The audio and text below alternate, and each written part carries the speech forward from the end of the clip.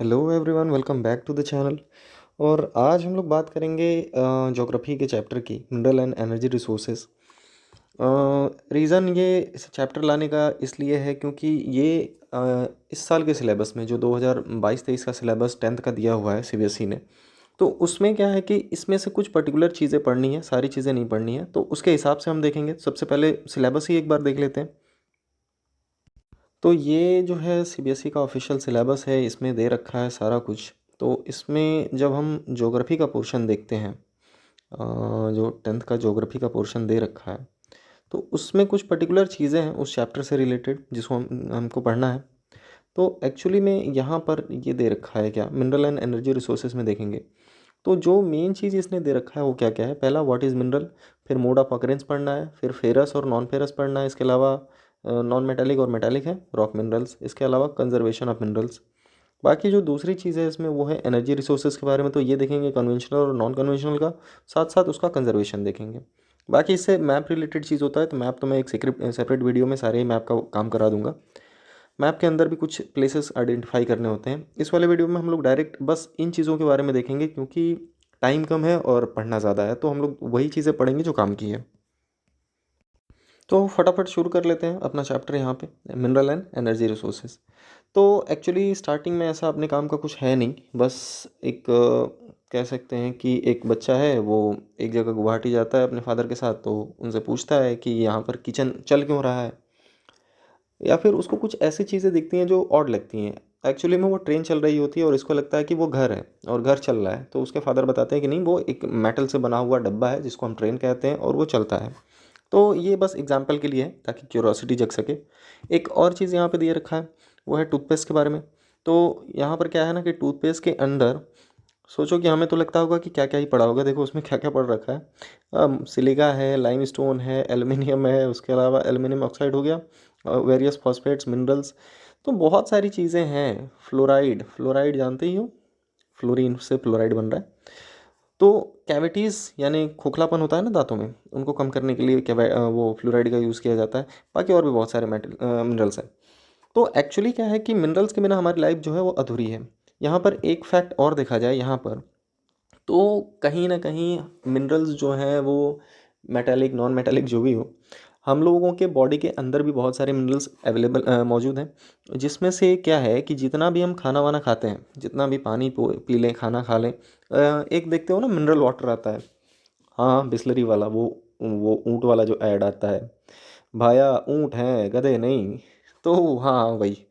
तो उसमें क्या है कि एक्चुअली हमारे बॉडी को जो है जितना भी हम लोग इंटेक करते हैं उसका 0.3% जो होता है उसमें न्यूट्रिएंट्स जो लेते हैं उसमें इंपॉर्टेंट मिनरल्स ही होते हैं। तो ये समझ लो कि अगर वो हम लेना बंद कर दें या फिर किसी कारणवश वो ना हो पाए बॉडी के अंदर, तो हमारा जीना मुश्किल हो जाएगा। ठीक है। बाकी बात करेंगे डायरेक्टली इसके डेफिनेशन पे। तो डेफिनेशन में क्या है कि मिनरल्स जोलॉजिस्ट के हिसाब से, जोलॉजिस्ट वो जो अर्थ की स्टडी करते हैं, जियो मतलब अर्थ, लॉजिस्ट मतलब स्टडी करने वाले, तो जोलॉजिस्ट के अकॉर्डिंग मिनरल्स को डिफाइन करना, देखो इसको रट्टा मार लेना क्योंकि डायरेक्ट क्वेश्चन आ जाता है। जियोलॉजिस्ट के अकॉर्डिंग क्या है, minerals as a homogeneous, homogeneous का मतलब जिनकी कह सकते हो ना स्ट्रक्चर जो होता है या फिर केमिकल प्रॉपर्टी, वो सिमिलैरिटी उसमें आती है। होमोजीनस, होमो मीन्स एक, hetero means multiple, naturally occurring substances with a definable internal structure. तो जनरली हमने देखा ही है, जैसे ग्रेफाइट का एक अलग स्ट्रक्चर होता है, डायमंड का एक अलग स्ट्रक्चर होता है। तो सीधा सीधा स्ट्रक्चर के बेसिस पे क्या किया गया है, इसको मिनरल्स को डिफाइन कर दिया गया है। और होमोजीनस है, नेचुरली ऑकरिंग है, इसका मतलब ये हुआ कि उसमें कुछ सिमिलैरिटी होगी उसकी क्वालिटी के अंदर। और दूसरा ये कि नेचुरली ऑकरिंग है, ये कोई लैब में नहीं बनाया जा रहा, बाई नेचर मिल रहा है। एग्जाम्पल के लिए यहाँ दे दिया है कि हार्डेस्ट डायमंड है, सॉफ्टेस्ट जो है वो टैल्क है, टैल्क वो जो टैल्कम पाउडर वगैरह आता है। बाकी हम लोग बात करें तो बहुत सारे मिनरल्स के बारे में हम लोग जानते भी हैं। एग्जैक्टली इस पर्टिकुलर स्लाइड में ऐसा कुछ काम का अपने है नहीं, जो भी इसमें डिटेल्ड चीज़ें हैं वो एग्ज़ाम के ओरिएंटेड नहीं है। मेन हम जो बात करेंगे वो यहाँ पे बात करेंगे क्या है, स्टडी ऑफ मिनरल्स। तो जोग्राफर्स यहाँ है वो मिनरल्स का स्टडी करते हैं। देखो ज्योग्राफी क्या है ना, अर्थ के ऊपर की जो चीज़ें पढ़ते हैं वो ज्योग्राफी होती है।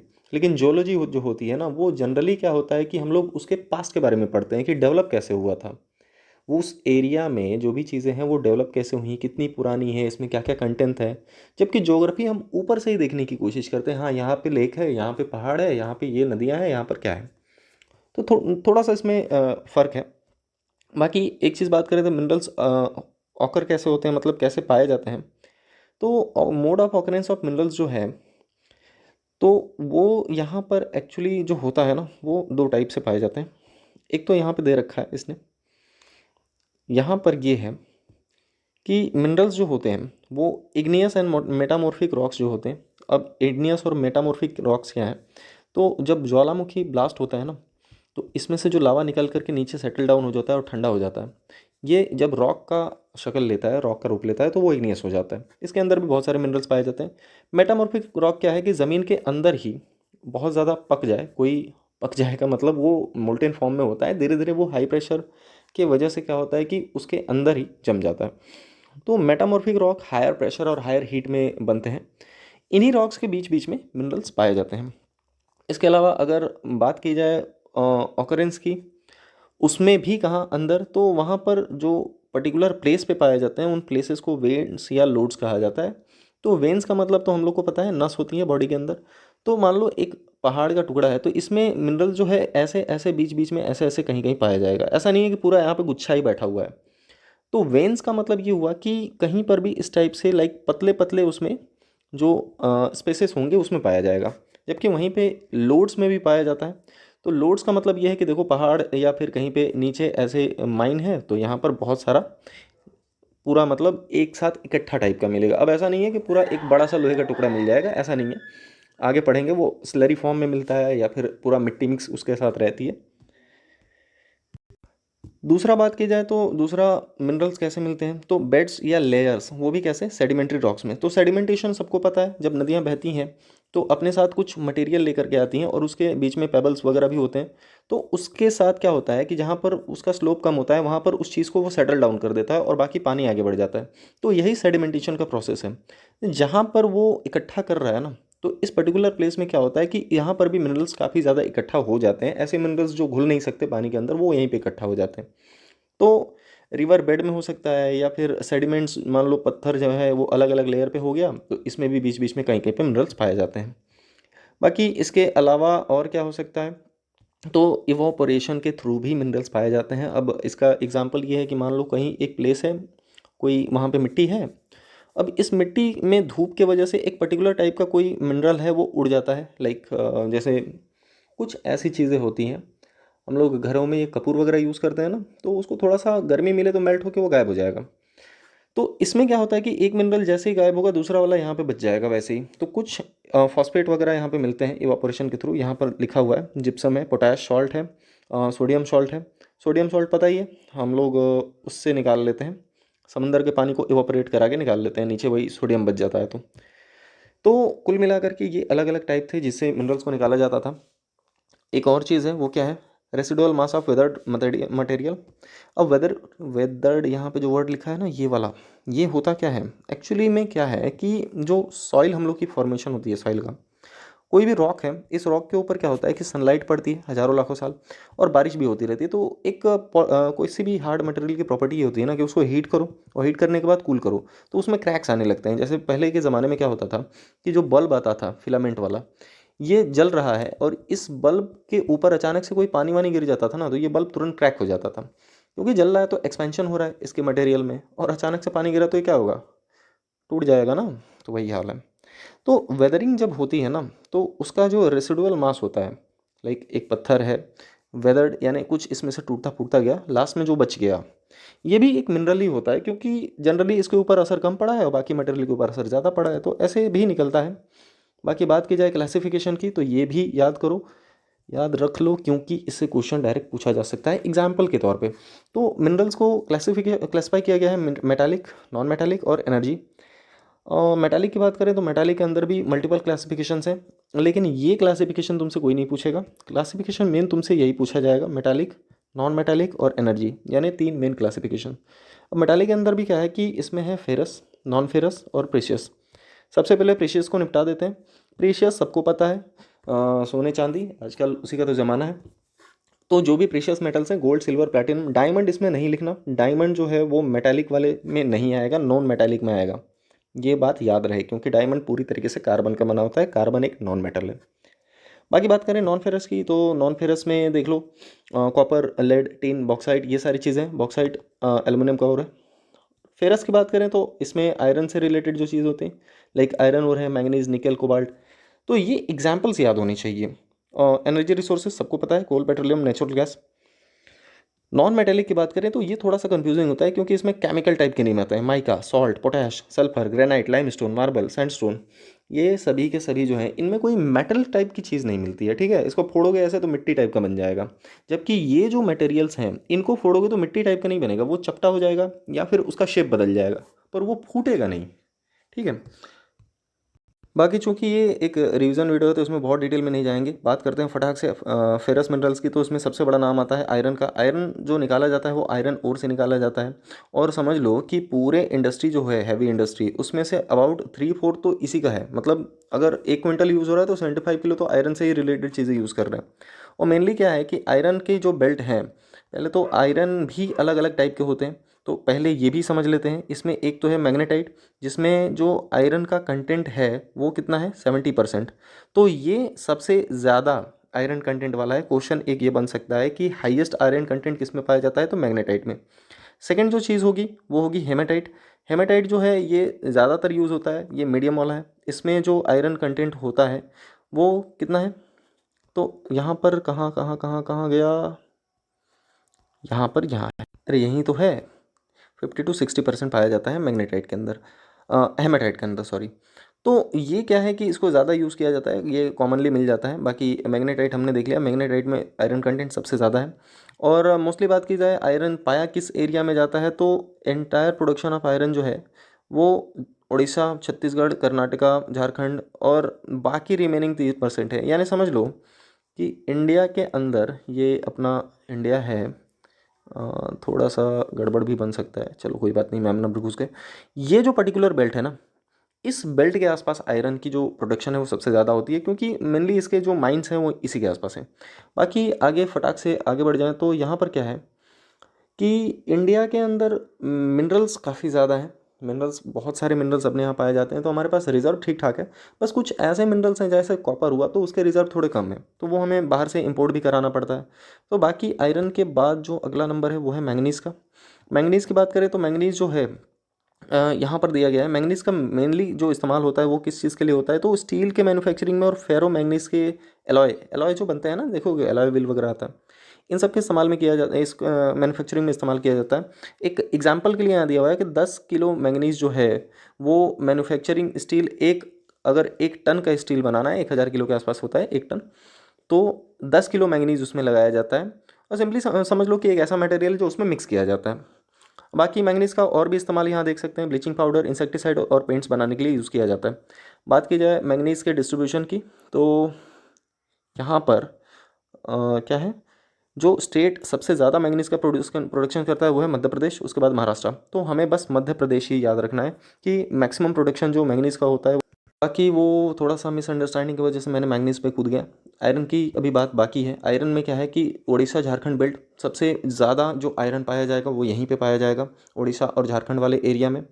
और इसके बाद जो दूसरा बेल्ट है वो है दुर्ग बस्तर बेल्ट। तो हमें बस ये नाम याद रखना है, उड़ीसा झारखंड बेल्ट, दूसरा दुर्ग बस्तर बेल्ट।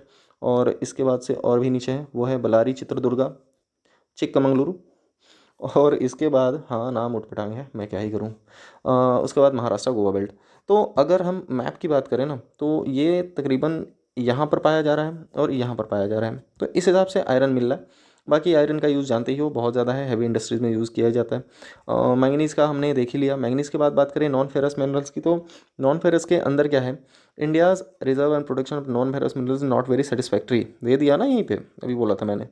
क्या है कि नॉन फेरस कौन कौन से हैं, कॉपर, बॉक्साइट, लेड, जिंक और गोल्ड। तो क्या है कि इसका रिज़र्व हमारे पास बहुत ज़्यादा नहीं है। आयरन और कोयला वगैरह का तो ठीक ठाक है, लेकिन इसका बहुत सही नहीं है। बात यहाँ पे करें आयरन की, तो देखो यहाँ पर दे रखा है आयरन और माइंस और बाकी सब। तो मेनली हम क्या देख रहे हैं, ये जो उड़ीसा झारखंड वाला एरिया है और ये जो छत्तीसगढ़ वाला और मध्य प्रदेश वाला एरिया है, इस एरिया में आयरन और सबसे ज़्यादा पाई जा रही है। दूसरा यहाँ पर देखेंगे तमिलनाडु और कर्नाटका। तो इस पर्टिकुलर एरिया में भी आयरन की जो बेल्ट है वो अच्छी खासी मिल रही है। तो कुल मिला के हमको अगर याद रखना हो ना, तो जब भी मैप आए तो यहाँ सेंटर में याद रखो कि इस वाले पोर्शन में आयरन ज़्यादा है और यहाँ नीचे भी थोड़ा सा आयरन ज़्यादा है। बाकी फटाक से बात करें कॉपर की। कॉपर जो है, कॉपर का यूज़ पूछा जा सकता है, तो कॉपर का ज़्यादातर यूज़ जो होता है वो इलेक्ट्रॉनिक इंडस्ट्री में किया जाता है, क्योंकि बहुत बढ़िया कंडक्टर है। तो इसका मेन यूज़ क्या है, इलेक्ट्रॉनिक, और इसके अलावा क्या है, केमिकल इंडस्ट्रीज़ में यूज़ किया जाता है। बाकी कॉपर माइन की बात की जाए तो बालाघाट माइन मध्य प्रदेश में है, खेतरी माइन राजस्थान में है, सिंहभूम डिस्ट्रिक्ट ऑफ झारखंड, झारखंड में सिंहभूम काफ़ी ज़्यादा फेमस है, वहाँ पर माइंस काफ़ी ज़्यादा है। बाकी बात की जाए दूसरा बॉक्साइट। बॉक्साइट जो है ये एल्यूमिनियम का ओर है, यानी कि ये वो मटेरियल है जिससे एल्यूमिनियम निकाला जाता है, एल्यूमिनियम का पेरेंट मटेरियल मान लो। बाकी बात की जाए तो बॉक्साइट का भी अपने पास रिजर्व ठीक ठाक है, समंदर में भी पाया जाता है। और क्या है कि ये एक इसका सबसे बड़ा रिजर्व हम लोग यहाँ पे देखें ना मैप के अंदर, तो बॉक्साइट का रिजर्व उड़ीसा के अंदर देख लो सबसे ज़्यादा 65%। मतलब समझ लो उड़ीसा अकेले बाकी सारे राज्यों का मिला के सबसे ज़्यादा उड़ीसा ही प्रोड्यूस कर रहा है। उसके बाद नेक्स्ट जो है झारखंड पे है। तो इसमें भी याद करने वाली जो चीज़ है वो है कि बॉक्साइट का सबसे बड़ा प्रोड्यूसर जो है स्टेट वो उड़ीसा है। बाकी और मुझे नहीं लगता कि इसमें अपने काम का कुछ है। काम का ये है कि यहाँ पर क्या है, Panchpatmali deposit, Koraput district most important bauxite deposit in the state, ये उड़ीसा की बात चल रही है। तो ये पंचपटमली नाम याद रख लेना, मैप में काम आ जाएगा। बाकी एल्युमिनियम का काम कहाँ कहाँ ये होता है तो जान लो कि क्या है, दो चीज़ें मैं यही बता दे रहा हूँ। एक तो कॉपर है, दूसरा एल्युमिनियम है। तो फिज़िक्स में नहीं, केमिस्ट्री में एक चीज़ पढ़ते हो, उसमें डक्टिलिटी, मिलेबिलिटी और सोनोरस, ये सब प्रॉपर्टीज़ होती हैं। तो इस टाइप की प्रॉपर्टी इसमें भी है, डक्टिलिटी भी और मेटल मिलेबिलिटी भी है। मतलब थिन शीट्स में, काफ़ी पतली शीट में इसको निकाला जा सकता है, और इसके अलावा क्या है कि पतले वायर्स भी बनाए जा सकते हैं। बाकी बात की जाए यहाँ पर बॉक्साइट की, तो बैक साइड के लिए यहाँ पर एरिया भी दे रखा है इंडिया में, कहाँ पर, अमरकंटक प्लेट्यू, मैकाल हिल्स, और प्लेट्यू रीजन बिलासपुर कटनी। तो ये जो है ना, ये सेंट्रल इंडिया वाला पार्ट है, ये वाला पर्टिकुलर पोर्शन है। बाकी बात की जाए रॉक मिनरल्स की, लाइमस्टोन। लाइमस्टोन का मैं यही कहानी बता दे रहा हूँ। लाइमस्टोन में दो चीज़ें याद रख लेना, calcium carbonate CO CO3, calcium magnesium carbonate लगा दिया, ये रहा कैल्शियम कार्बोनेट। तो CaCO3 होता है फार्मूला, कैल्शियम मैग्नीशियम कार्बोनेट, इसका फार्मूला लेके मैं कंफ्यूज हूँ, एक बार सर्च कर लेना। लेकिन तुमसे लाइमस्टोन के दो एग्जांपल पूछे जा सकते हैं, तो ये रट लेना, कैल्शियम कार्बोनेट होता है या फिर कैल्शियम मैग्नीशियम कार्बोनेट होता है। और ज़्यादातर ये पाया कहाँ जाएगा, तो सेडिमेंट्री रॉक्स के अंदर पाया जाएगा। और लाइम का मतलब होता है चूना, हम जो यूज़ करते हैं ना वही है। तो CaCO3 हमेशा याद रखना। इसका ज़्यादातर इस्तेमाल, जो सबसे बड़ा यूज़ होता है वो होता है सीमेंट इंडस्ट्री के अंदर, यहाँ पर दे रखा है, सीमेंट इंडस्ट्री में होता है। और दूसरा स्मेल्टिंग आयरन, और आयरन और जो होता है उसका ब्लास्ट फर्नेस। ये ब्लास्ट फर्नेस क्या होता है ना, तो भट्ठी वर्ड सुना है, भट्ठी जिसमें आग जलाते हैं, ऊपर कुछ पिघला देते हैं, तो वही भट्ठी को ही ब्लास्ट फर्नेस बोला जाता है। तो सबसे ज़्यादा यूज़ जो इसका किया जाएगा लाइमस्टोन यानी चूने का, वो किया जाएगा सीमेंट इंडस्ट्री में, और दूसरा आयरन ओर के स्मेल्टिंग में किया जाएगा। उसके पहले ही माइका था नॉन मेटेलिक में।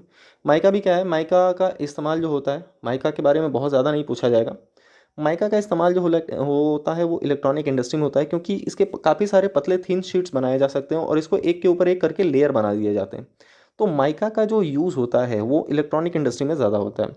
बाकी इंसुलेटर मटेरियल भी है तो अच्छा खासा काम हो जाता है, क्योंकि इलेक्ट्रॉनिक मटेरियल में हमें दो ही चीज़ों का काम है, एक तो कंडक्टर का काम है, दूसरा इंसुलेटर का काम है। बात की जाए यहाँ माइका, माइका माइका, तो माइका यहाँ पर है अपने काम का। माइका डिपॉजिट कहाँ कहाँ पे है, नॉर्दर्न एज ऑफ छोटा नागपुर प्लेटू। छोटा नागपुर प्लेटू वही राजस्थान वाला एरिया पर्टिकुलरली, मध्य प्रदेश छत्तीसगढ़ है, और ये पर्टिकुलर एरिया है। आंध्र प्रदेश नीचे भी कुछ कुछ मिलेगा ही। ये तो नहीं नहीं नहीं नहीं, ये लाइम स्टोन का है। यहाँ पे बना लेते हैं, मैप नहीं है तो ये वाला पर्टिकुलर पोर्शन, ये छोटा नागपुर प्लेटू माइका यहाँ पे पाया जाएगा। नाम की बात की जाए तो यहाँ पर क्या है, कोडरमा गया, हजारीबाग। हजारीबाग बिहार के आसपास है, बेल्ट, हाँ देखो झारखंड है, बिहार का ही पार्ट था। और इसके अलावा राजस्थान में है, तो राजस्थान में भी अजमेर ज़िला जो है, इसके अलावा नेलोर जो है आंध्र प्रदेश में। तो ये पर्टिकुलर प्लेसेस हैं जहाँ माइका का प्रोडक्शन काफ़ी ज़्यादा होता है। नेक्स्ट जो बात की जाए, लाइम स्टोन की बात हम लोग कर चुके हैं। एक चीज़ जो क्वेश्चन बन सकता है बहुत बड़ा सा, वो ये है कि माइनिंग हज़ार्ड्स क्या होते हैं। तो एक्चुअली देखो, जहाँ किसी प्लेस में अगर कोई माइंस है ना, तो वहाँ पर बहुत ज़्यादा लोगों को सफ़र करना पड़ता है। प्रॉब्लम क्या है कि एक तो डस्ट और नॉक्सियस फ्यूम, डस्ट बहुत ज़्यादा होती है माइनिंग में, ब्लास्ट भी किया जाता है, उसको निकाला भी जाता है, ट्रक में लोड करना है, ट्रक लेके जाते हैं, तो पूरी की पूरी एरिया को ही बर्बाद कर देता है माइनिंग। एक तो ये डस्ट, दूसरा प्रॉब्लम है वहाँ पर गैसेस जो होती हैं वो काफ़ी ज़्यादा कह सकते हैं हार्मफुल गैसेस निकलती हैं, चूँकि मशीनें भी चल रही हैं वहाँ, माइनिंग के थ्रू बॉम्ब ब्लास्ट भी किए जा रहे हैं, बहुत सारे काम होते हैं। तो माइनिंग हज़ार्ड में ये सारी चीज़ें आती हैं। वहाँ के लोग, और कहीं-कहीं तो क्या होता है कि किसी पर्टिकुलर प्लेस पे कोई काम चल रहा है तो आस-पास के जो एरिया होते हैं वो एरिया में वो कह सकते हो कि एरिया वो पूरा का पूरा कंटामिनेटेड हो जाता है, यहाँ पे लिखा हुआ है। तो माइनिंग ऐसा नहीं है कि बस फ़ायदा ही करा के जाएगा, नुकसान भी कराएगा। एयर पॉल्यूशन भी होता है क्योंकि बहुत सारे वहाँ पर मशीनें चल रही हैं। तो कह सकते हैं कि फ़ायदा करा रहा है पर नुकसान करके ही फ़ायदा करा रहा है। बाकी ये एक केस है झरिया का। झरिया जो है झारखंड में ही पड़ता है। केस झरिया का एक्चुअली क्या है ना कि वहाँ पर नीचे बेल्ट में कोयला बहुत ज़्यादा है, पर किसी की गलती की वजह से चूँकि कभी-कभी क्या होता है कि कचरे का ढेर है, उसको जला दिया और नीचे पता चला कोयले का बेल्ट है, तो वो नीचे आग पकड़ लेता है। झारखंड के इस झरिया वाले एरिया में सोचो सालों से कोयला जल रहा है नीचे। हाँ, रात के टाइम पे वहाँ पे अगर देख लो ना तो ऐसा लगता है कि ज़मीन में से आग निकल रही है, नर्क नीचे दिख रहा है वैसे, ऐसी कंडीशन है। तो वहाँ से लोगों को शिफ्ट किया जा रहा है, गवर्नमेंट इसके लिए बहुत सारे प्रोग्राम्स वगैरह चला रही है। बाकी बात की जाए कंजर्वेशन ऑफ मिनरल्स की, तो देखो इसमें सीधा-सीधा कुछ खास नहीं लिखना है, सीधा लिखो मिनरल्स जो हैं वो हमारी डेली लाइफ के लिए बहुत ज़्यादा यूज़फुल है, हम लोग उसको बहुत ज़्यादा यूज़ करते हैं, but they are limited, they are not unlimited, they are limited. तो कोई भी चीज़ अगर लिमिटेड है तो उसको ओवर एक्सप्लॉइट करेंगे तो जल्दी खत्म हो जाएगा, जल्दी खत्म होगा तो फ्यूचर जनरेशन को मिलेगा नहीं। सिंपली आंसर यही होगा कि हमको उसका जुडिशियल यूज़ करना है, यानी प्रॉपर यूज़ करना है बस, और ज़्यादा इसमें पंचायत नहीं करनी है। ज़्यादा हो गया। नेक्स्ट बात की जाए एनर्जी रिसोर्स की, तो एनर्जी रिसोर्सेज में भी एक्चुअली यहाँ पे दो चीज़ों पे हमें ध्यान देना है, क्या कि एनर्जी रिसोर्सेज में हमें कॉन्वेंशनल और नॉन कॉन्वेंशनल पे बात करनी है। कॉन्वेंशनल और नॉन कॉन्वेंशनल फर्स्ट वाले चैप्टर में देख लिया है, जिन्होंने पढ़ा होगा फर्स्ट चैप्टर उसमें है कॉन्वेंशनल और नॉन कन्वेंशनल दे रखा है। क्या कन्वेंशनल में हम लोग यूज़ करते हैं फायरवुड, जो लकड़ियाँ जलाते हैं, काउडंग केक, कोल, पेट्रोलियम, नेचुरल गैस, इलेक्ट्रिसिटी जो हाइडल है और थर्मल है। और बाकी बात की जाए नॉन कन्वेंशनल की, तो इसमें नॉन कन्वेंशनल में क्या है, solar, wind, tidal, geothermal, biogas, atomic energy. देखो ये क्या ही कर दिया यहाँ पे मिक्सअप। मैं बता दे रहा हूँ सीधा सीधा, कन्वेंशनल वो है जो हम लोग रेगुलर यूज़ में देखते हैं, सीधा सीधा थर्मल एनर्जी जो हमारे यहाँ बिजली आ रही है इस समय आजकल। बाकी हाइड्रो पावर प्लांट ये भी कन्वेंशनल ही है। बाकी एनर्जी और निकालनी है तो हम लोग लकड़ी वगैरह जला के ले लेते हैं, ये कन्वेंशनल है। नॉन कन्वेंशनल क्या है, जो हम लोग रेगुलर यूज़ नहीं करते थे अब धीरे धीरे करने लगे हैं, लाइक एटॉमिक पावर प्लांट्स हैं, सोलर एनर्जी है, टाइडल एनर्जी है, विंड एनर्जी है। तो ये सारी चीज़ें नॉन कन्वेंशनल में आ जाती हैं, ये धीरे धीरे अभी फैल रही हैं। बात की जाए सबसे पहले कोयले की, क्योंकि कोयला एक बहुत बड़ा सोर्स है बिजली का, जो कोयले से बिजली बनाई जाती है। कोयला सबको पता है फॉसिल फ्यूल है। फॉसिल फ्यूल, फॉसिल क्या होता है, फॉसिल फ्यूल तो ज़मीन के अंदर अगर कोई ऐसा मटेरियल है जो कार्बन से बना हुआ है, सब कुछ कार्बन से ही बना है, जो चीज़ जल सकता है कार्बन ही है। तो ऐसी चीज़ें लाइक पेड़ पौधे जानवर जो भी हैं ज़मीन के अंदर हायर प्रेशर के अंदर दब जाते हैं और वो उसके अंदर पिघल जाते हैं। तो ये जो है ना क्रूड ऑयल का रूप ले लेते हैं, बाद में इनको निकाला जाता है, रिफाइन किया जाता है और जला दिया जाता है। सोचो हम लोग पेट्रोल डीजल जो भी यूज़ कर रहे हैं वो किसी ना किसी जानवर या किसी इंसान का या किसी लकड़ी वगैरह का वो डेड रिमेन्स है। यार अपने तो काम ही करना है ना। बात करें कोयले की, तो कोयले में हमको सीखना क्या है, तो कोयले में हमें ये सीखना है कि तीन टाइप के कोयले होते हैं। ये क्या है, लिग्नाइट सबसे लो ग्रेड का होता है, दूसरा बिटुमिनस, बिटुमिनस जो है ये कह सकते हो कि मीडियम ग्रेड का है और ज़्यादातर यही यूज़ किया जाता है, और लास्ट में है एंथ्रासाइट। एंथ्रासाइट जो होता है ये बेस्ट क्वालिटी का है, हाईएस्ट क्वालिटी हार्ड कोल। इंडिया में क्या है कि कोयला जो है उसके दो सोर्सेस मिले हैं। एक तो गोंडवाना लैंड जो 200 मिलियन साल पुराना है। सिंपली कह लो कि 1 मिलियन में 10 लाख होते हैं, तो 10 मिलियन में 1 करोड़, और 10 मिलियन में 1 करोड़, तो 200 मिलियन में 20 करोड़। तो क्या है कि एक इसका पार्ट है, और दूसरा क्या है ना कि एक और पार्ट जो है वो 55 मिलियन साल पुराना है, अपने काम का नहीं है, इसको हटाते हैं, दामोदर वैली में है। अपने काम का क्या है वो है ये ये करके दिखाओ। कोयले की फील्ड की बात करें तो देखो हमें कोयला यहीं मिलेगा। ये पर्टिकुलर एरिया देखो, यहाँ पर लोहा भी मिल रहा है, यहाँ कोयला भी मिल रहा है, यहाँ सब मिल रहा है। तेल नहीं मिलेगा खाली भाई साहब, तेल मिलेगा यहाँ पे और तेल मिलेगा यहाँ पे, दो जगह और यहाँ पर मिलेगा। हाँ लेकिन कोयले की बात कर ले तो कोयले के लिए बेल्ट वही है, बोकारो झरिया। ये कोरबा देखो छत्तीसगढ़ में है, बोकारो और झरिया दोनों के दोनों झारखंड के अंदर है। ठीक है, इतने बात फाइनल हो जानी चाहिए। बाकी ये नीचे जो है तेलंगाना में चला जाएगा। इधर की बात की जाए तो ये अपना जो पर्टिकुलर पोर्शन है ये है चेन्नई वाला एरिया, तो नेवेली तमिलनाडु के आसपास है। और बात की जाए अपने पास तो वो है पेट्रोलियम। पेट्रोलियम हमने फॉसिल फ्यूल देख लिया, फॉसिल फ्यूल से ही पेट्रोलियम बनता है। पेट्रोलियम में एक चीज़ जो लोगों को कन्फ्यूज़न होता है ना कि बस इसको हम लोग एज अ फ्यूल यूज़ करते हैं जलाने के लिए, नहीं। जो पेट्रोलियम का क्रूड ऑयल आता है, सिस्टम समझ लो, पहले ज़मीन से क्रूड ऑयल निकाला जाता है पंप आउट करके, वो क्रूड ऑयल टैंकर में लाद करके रिफाइनरी में जाता है, रिफाइनरी में रिफाइन करने के बाद उसको 150 प्लस प्रोडक्ट्स उसके बनाए जाते हैं। मतलब सोचो, वैसलीन यूज़ करते हो वो भी उसका है, दवाइयाँ यूज़ करते हैं वो भी उसका है, इसके अलावा बहुत सारी चीज़ों में उसका इस्तेमाल किया जाता है, प्लास्टिक में भी इस्तेमाल किया जाता है। तो कुछ चीज़ें यहाँ मेंशन्ड हैं, कहाँ कहाँ, कहाँ कहाँ, यहाँ पर लुब्रिकेंट्स को भी यूज़ करते हैं, जो मोबिल वगैरह बनता है वो भी उसमें भी पेट्रोलियम का इस्तेमाल होता है एज अ रॉ मटेरियल। तो ये बहुत सारे यूजेस हैं पेट्रोलियम के। बाकी बात की जाए तो अपने यहाँ पेट्रोलियम का जो मेन सेंटर है वो यहाँ पे है मुंबई हाई। मुंबई हाई क्या है, बम्बई के अंदर हाई नहीं है, ये नीचे का जो पोर्शन है यहाँ पर एक अंदर, यहाँ पर हमें पेट्रोल मिला है, पेट्रोल नहीं मिला है, कच्चा तेल मिला है, और यहाँ से हम लोग निकालते हैं उसको, ले जाकर रिफाइन करते हैं। तो क्या है कि अरेबियन सी में है वो, ये एक पुराना प्लेस है जहाँ से हम लोग पेट्रोल निकालते हैं। दूसरा गुजरात, असम, असम में दिग्बोई ऑयल फील्ड है, और गुजरात में भी एक जगह है। तो ये पर्टिकुलर प्लेसेस है। बाकी और अपने पास पेट्रोलियम के लिए कुछ है नहीं। और जो इसके बाद जो अपने काम का है वो क्या है, नेचुरल गैस। नेचुरल गैस जो है वो पेट्रोलियम जहाँ पे फील्ड होता है उसी में नेचुरल गैस भी निकलती है। सिंपली पेट्रोल जो है लिक्विड उसी का फॉर्म है, और गैस जो है उसी का गैसियस फॉर्म है। बाकी नेचुरल गैस का इस्तेमाल बहुत सारे इंडस्ट्रीज़ में किया जाता है। धीरे धीरे ट्रेंड चेंज हो रहा है, अब देख रहे हो सीएनजी से गाड़ियाँ भी चल रही हैं, पहले पेट्रोल डीजल से चलती थी। तो एक ट्रेंड हमने देखा है, वो क्या है कि पहले घर के अंदर केरोसिन यूज़ होता था, अब तो आता भी नहीं है केरोसिन। आता था ना कोटे पे 2 लीटर। लेकिन अब क्या है कि अब ये चीज़ यूज़ नहीं होता है, जो केरोसिन है। अब घर पे जो हम लोग यूज़ कर रहे हैं वो एलपीजी यूज़ कर रहे हैं। एलपीजी में कौन सी गैस होती है बता देना कमेंट बॉक्स में। इसके अलावा एक और चीज़ है, गाड़ियों के अंदर हम लोग सीएनजी वगैरह यूज़ करते हैं। तो ये जो गैसेस हैं ये भी पेट्रोलियम प्रोडक्ट ही हैं, ये भी ज़मीन से ही निकाली जाती हैं। इसके लिए बहुत सारे हमने पाइपलाइन भी डेवलप कर रखे हैं ताकि घर घर हम लोग गैसेस बेच सकें। हाँ, जैसे टोटी के पानी जाता है ना, पानी का पाइपलाइन, वैसे गैस का भी पाइपलाइन जाता है। बाकी लास्ट में बात करें, चूँकि वीडियो 27 मिनट का हो गया, आधे घंटे पहुँच जाएगा, 2x पर करके देख लेना।